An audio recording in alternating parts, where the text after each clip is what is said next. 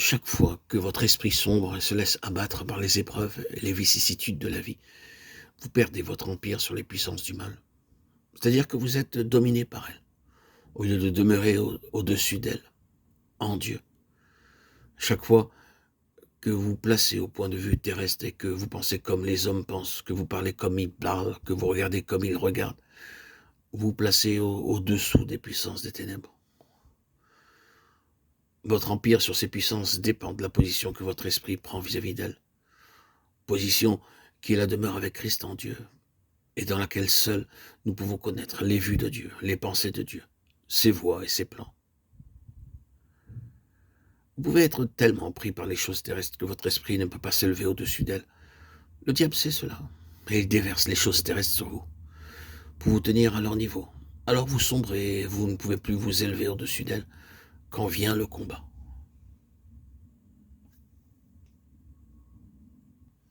Vous pouvez être pris par les choses terrestres que votre esprit ne peut pas s'élever au-dessus d'elles.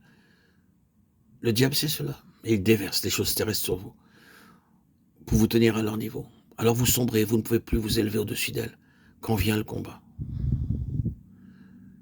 Chaque fois que votre esprit sombre et se laisse abattre par les épreuves et les vicissitudes de la vie, vous perdez votre empire sur les puissances du mal. Vous êtes dominé par elles au lieu de demeurer au-dessus d'elles en Dieu. Chaque fois que vous vous placez au point de vue terrestre et que vous pensez comme les hommes pensent, que vous parlez comme ils parlent, que vous regardez comme ils regardent, vous vous placez au-dessous des puissances des ténèbres.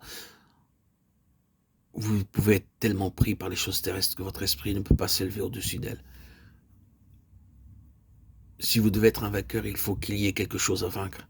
Et chaque fois que vous êtes victorieux sur un point, cela entraîne nécessairement une victoire plus importante dans la prochaine attaque.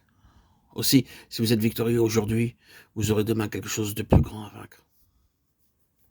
À chaque épreuve, ou bien vous vous enfoncerez et serez battu, ou bien vous vous élèverez dans l'esprit de victoire. Et alors, c'est la vie de Christ victorieuse manifestée dans votre esprit qui vous fait faire ce pas en avant. Vous ne pouvez pas vivre et respirer facilement dans la vie terrestre une fois que vous avez connu cette union céleste avec le Seigneur et expérimenté la puissance de l'Esprit. Vous ne pourrez plus jamais supporter la vie d'en bas. Vous en serez suffoqué. C'est la preuve de la force victorieuse de cette vie nouvelle que Dieu a mise en vous. Étant mort selon la chair, oui, il faut que cette mort soit continuelle, car cette division profonde entre l'âme et l'esprit ne se fait pas d'un seul coup. Ainsi, il nous faut crucifier la chair,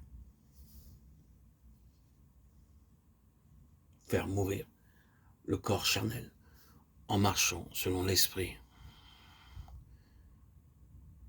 Par l'esprit, nous triomphons de la chair.